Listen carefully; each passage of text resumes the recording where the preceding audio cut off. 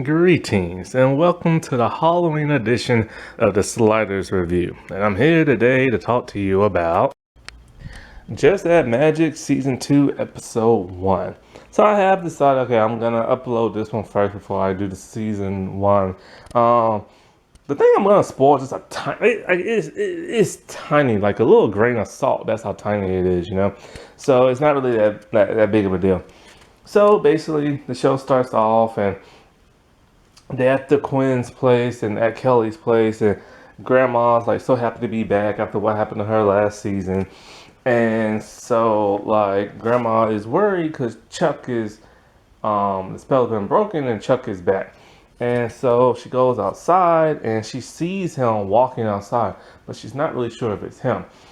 So when Kelly, Hannah, and Darby are at I forgot where they're at, but I think they may be at Mama P's. Mama P is now gone, and Jake's still now there, and so they're there with Grandma Becky, and so I think that, and then Mrs. Silvers comes in, and so they're talking about how like they need to know if Chuck is here, and she's like it's been a long time. Why would he hold a grudge and this and that, and she said, and then Grandma, like Becky's all like, he'll be more pissed at me than anybody else, so she needs to know, like, if he's here and stuff. So the girls are trying to figure out, okay, there has to be a way that they can figure out, like, if he's in town or not. So the book, the Magic Cookbook, it opens up a page to where they can go back in time. But here's the thing. They need a certain root, and this certain root only grows on Halloween. And so it's May there. So the girls are like, okay, well, we can just travel back in time. Oh, no, wait. I'm getting something confused. The spell is not to go back in time. The spell is to see if a person that you're looking for is in town. But in order to use that spell, they need the root. And the roots only can grow on Halloween. So the girls come up with a way to travel back in time.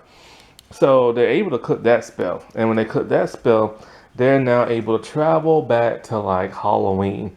But the thing is, the instructions are in German. So Hannah used an app to to read it and stuff. And so when she sees the word 9, she assumes it means 9, like the number 9, not 9, like no, you know what I'm saying? So like they cooked the tacos, which really made me want some tacos. And then so like they travel back in time. And as they're there to go into Mrs. Silver's garden to go get the special root, they notice something. It's already been stolen. They have no idea who stole it. But then they realize, oh, wait a minute. Who's the other person in town who knows about magic, hates Miss Silvers, and steals from her garden? Mama P. So then they're all like, okay, well, we're gonna have to go to Mama P's place, cause she's having this type of Halloween party there. So the girls, they need costumes. And I gotta say, man, Hannah in that little bear costume is adorable.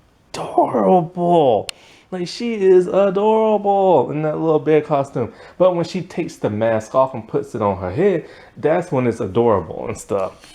So Darby, she's all like, no, there is no way I'm traveling back in time to Halloween and not getting no candy. So she starts going trick-or-treating. But then she comes back and she's all like, this is such a jip. Like, this person gave me toothpaste. And Hannah's all like, oh yeah, that's my dentist. Can I have it? Oh, so okay, so since I haven't since I haven't reviewed this show, let's give a little context of what's going on. So there's 3 girls. The red-haired one is Darby. The one with the long straight hair, that is Kelly. And the one with the kind of shorter, fluffier brown hair, that's Hannah. And these girls have a magic cookbook. And this magic cookbook, whatever they cook, they can make certain things happen, but only if the spell tells them to. And so what's so great about this show is the way they use magic in the show, because they don't have a big budget. Oh, this show's on Amazon Prime, and it's one of their most popular shows, and it's a kids show, but adults are the ones who end up watching it. And since they don't have the budget, they have to use camera trickery to like do some cool stuff. So when they cook, it's always in like slow motion. You see the words of the recipes go over the screen, and they have a professional doing all the like mixing and stuff, and it just looks so beautiful and enchanting, And so like these three girls, they are like the protectors of the book, and whenever they use magic, it tends to backfire. Um, Even though this is a kid's show, it's somewhat dark. Like it's dark on a kid's level, but it is dark. I couldn't believe like just how dark it can get sometimes. And so um, what was I talking about? So like when they do like magic spells and everything, sometimes it backfires, and to where like okay, it'll do what you needed to do, but it does it too good. You know what I'm saying? Like, say you want to like settle like an argument with somebody. It's like a spell about settle the beef, and but the next thing you know, every person you know who's pissed at you will come like and find you, no matter how far they are. Like they could be like in another country, and they will literally fly back to town and confront you to air their grievances and stuff. Now, there's also magic drawback. Not necessarily like backfire, but it's a price you have to pay. So basically, it's like this: not every spell has a price to pay. There are certain what is it? Ingredients that you need, like magical ingredients, and those magical ingredients come from like magical families and stuff. It never explains how these families got magical, but this book has been like it's as old as like the Middle Ages and stuff. And so like with certain families that you have to pay a price, what it is like this. You cook your magical food, but whoever adds the magical ingredient, that is the person who has to pay a price.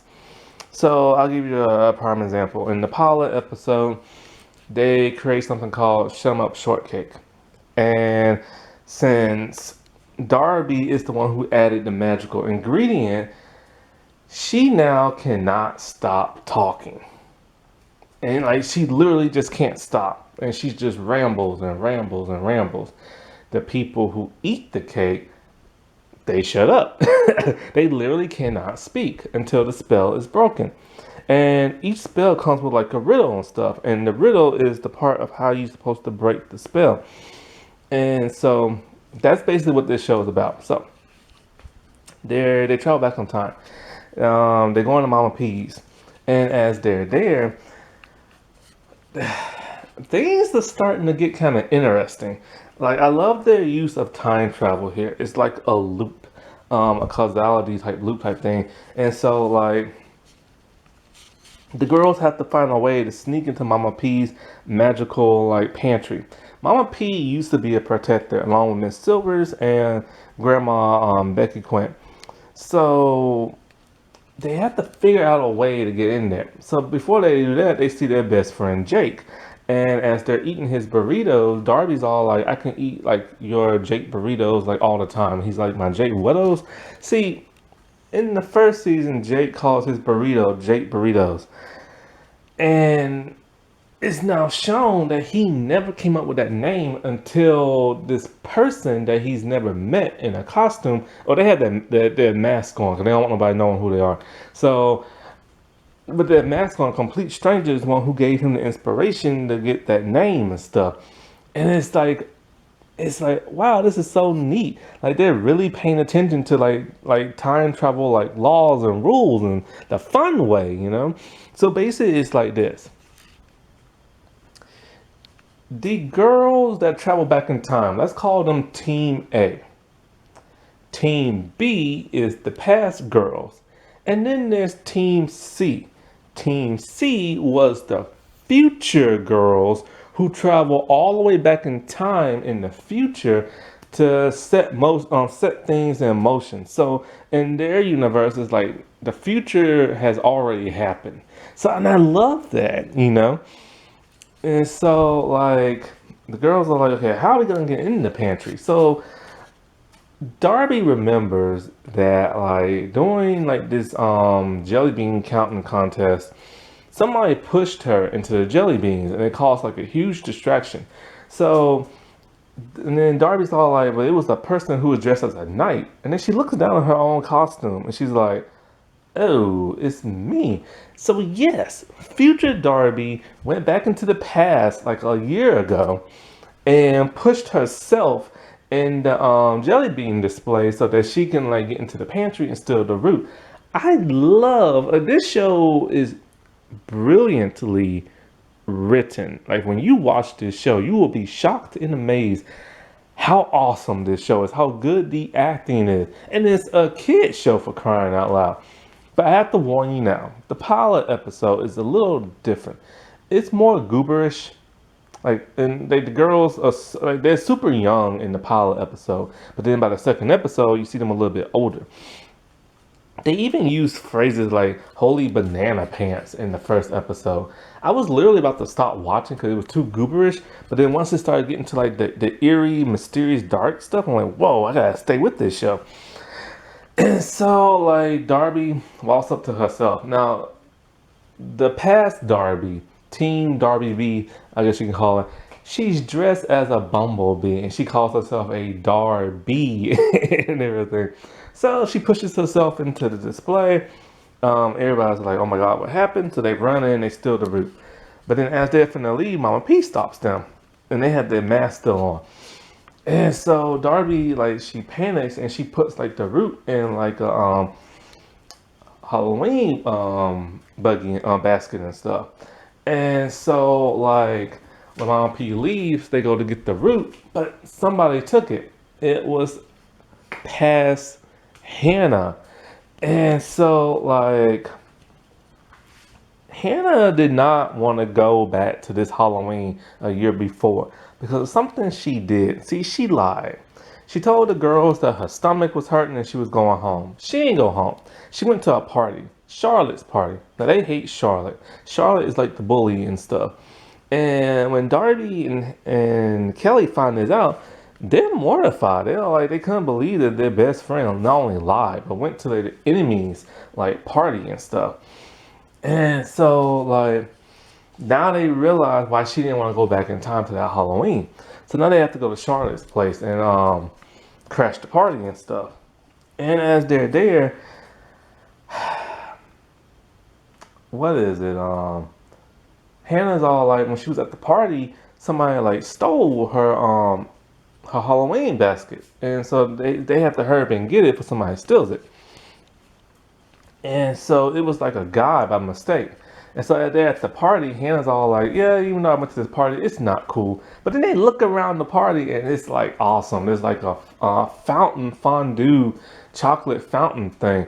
And so the girls are like, oh yeah, you sure didn't have no fun here and stuff. So they found the dude who stole the basket. And they're trying to follow him, but he goes into like the haunted room. Hannah is petrified. See, Hannah is the goody goody two shoes, the neat freak, the germaphobe, and she hates scary stuff, so she doesn't want to go in there.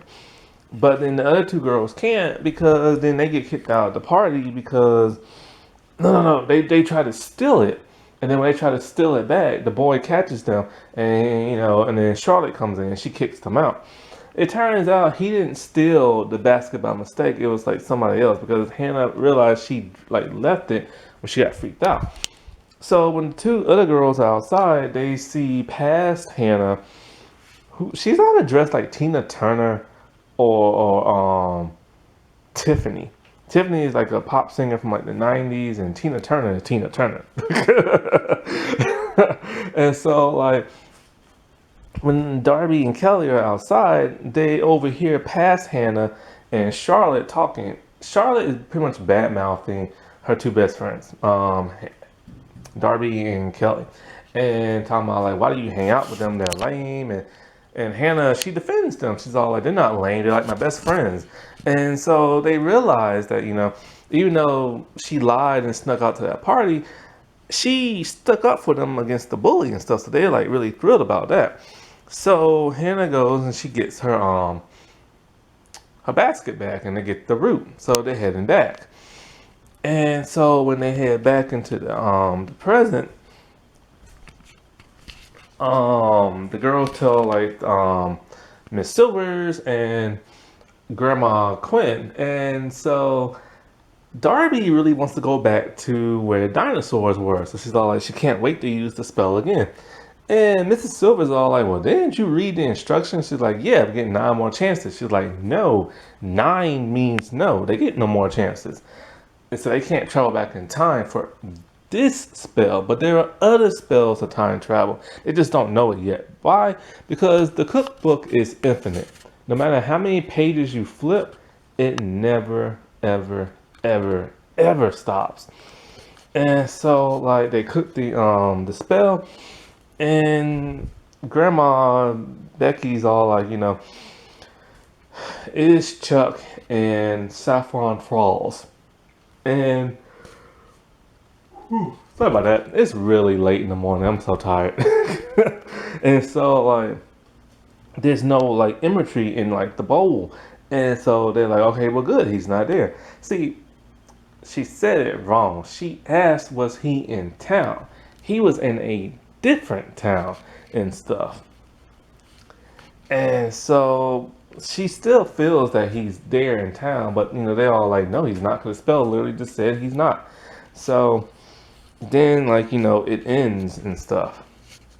But I think before it ends, we see a person break the window of like a store and steal some candy and stuff.